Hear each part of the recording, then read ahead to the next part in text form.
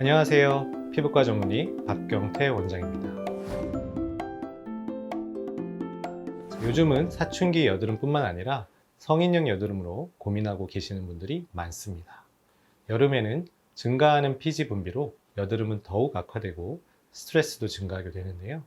환절기 및 가을로 접어들면서 피지 분비는 감소하니 걱정을 조금이나마 덜 수 있을 것 같습니다. 그렇지만 환절기에도 여드름은 악화될 수 있어 세심한 피부 관리가 필요한데요. 그 이유를 알아보겠습니다. 환절기에는 기온과 습도의 저하로 인해 피부 혈관은 수축이 되고 외부로 피부 수분이 뺏기게 됩니다. 이로 인해 피부가 건조해지면서 피부 장벽이 약화되어 피부가 민감해질 수 있는데요.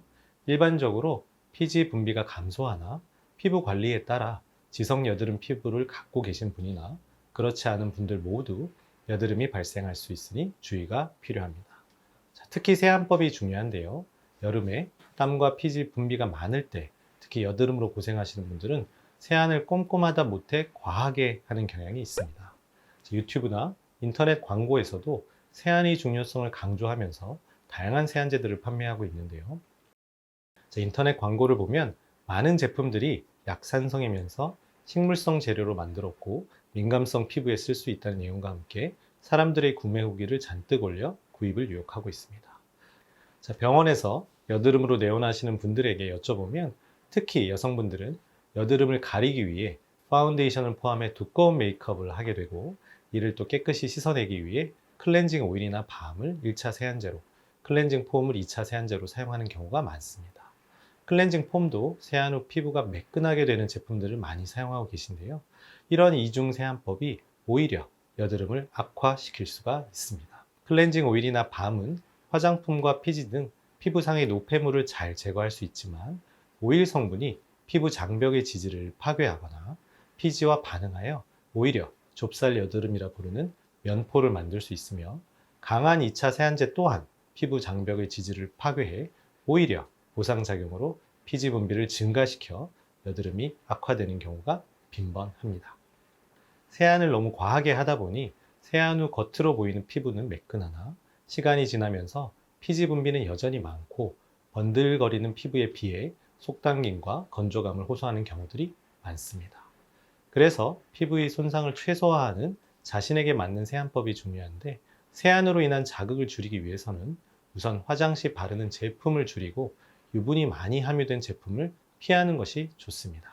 특히 쿠션 파운데이션 도포로 인해 여드름의 기본 병변인 면포가 많이 발생하게 되는데요.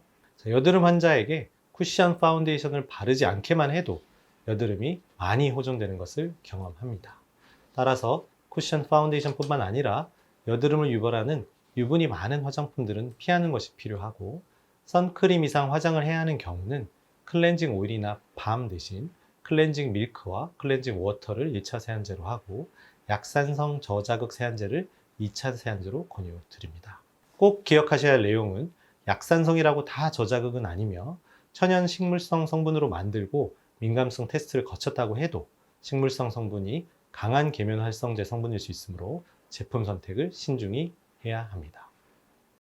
중건성 피부를 가진 환자분들도 피지 분비가 많아지는 스트레스 상황에서 화장, 세안법이 잘못되면 갑자기 여드름이 발생하는 경우들이 꽤 많고 특히 환절기에 많이 볼 수 있으므로 주의하시기 바랍니다. 여름철 폭발적으로 발생한 염증성 여드름들이 가라앉으면서 남긴 문제가 또한 흉터와 색소 침착들인데요. 학생들의 경우 회복력은 빠르지만 얼굴 전체에 발생한 염증의 흔적들이 눈에 띄게 되고 성인들의 경우는 여드름의 절대수는 적어져도 사라지지 않는 여드름의 흉터와 색소 침착으로 고민하게 됩니다. 어떻게 관리하면 좋을까요? 병원에서 시행하는 흉터, 색소 레이저 치료를 하면 빨리 좋아지겠지만 시간적으로 경제적으로 여유가 안 될 때 도움이 될 수 있는 방법들을 알려드리겠습니다. 무엇보다도 흉터와 색소 침착의 발생을 줄이려면 염증성 여드름의 발생을 줄여야 하고 이왕 염증 여드름 발생 후 흔적이 남았다면 흉터로 고착화되기 전에 빨리 사라지도록 해야겠죠. 제일 쉽게 할 수 있는 방법이 여드름 상태에 맞게 다양한 국소제를 도포하는 것입니다. 면포 형성과 염증을 줄이고 색소 침착을 예방하거나 호전시키며 흉터 발생도 줄일 수 있는 효과가 좋은 여드름 치료제들이 많이 있으며 주로 전문 의약품이니 피부과 전문의가 있는 피부과에서 내원하셔서 자신의 피부 상태를 확인하고 상태와 단계에 맞는 국소제를 처방받아 사용해 보시기 바랍니다. 자, 제 중학생 딸도 국소제를 열심히 바르면서 여드름의 진행 및 악화를 막고 있는데요. 본인이 효과를 느끼니 국소제를 다 사용하면 바로바로 저에게 알림을 주고 있습니다. 자, 물론 여드름이 심한 정도에 따라서 항생제 등 경구치료제의 병행치료가 필요하니 꼭 피부과 전문의가 있는 피부과에 내원해서 진료를 받아보시길 바랍니다. 자, 이외에도 중요한 것이 피지 분비를 줄이고 염증과 흉터의 회복을 돕는 생활 습관이겠지요. 첫 번째로 식습관입니다. 정제 탄수화물이라고 불리는 라면, 빵 등의 밀가루 음식, 떡볶이, 설탕이나 과당이 많이 들어간 음식과 음료수, 우유, 치즈 등 유제품, 동물성 단백질의 과다 섭취, 과음 등은 피하거나 줄이는 것이 좋습니다. 자, 이러한 음식들은 피지 분비와 염증을 증가시킬 수 있는데요. 특히 이러한 음식들이 다량 섭취에 의해 몸속에 축적되는 최종 당화산물이라고 부르는 당독소는 염증도 악화시키지만 회복을 지연시켜 흉터가 많아지게 할 수 있으므로 식습관의 개선은 반드시 해야 하는 치료의 일부입니다. 병원에서 여드름 치료를 하면서 경험해 보면 식습관을 엄격하게 개선하는 환자들이 아무리 심한 여드름이라고 해도 빠르게 호전되는 것을 보고 놀란 적이 많습니다. 음식은 여드름의 발생을 악화와 밀접하게 연관되어 있음을 잊지 마시기 바랍니다. 둘째는 수면 습관입니다.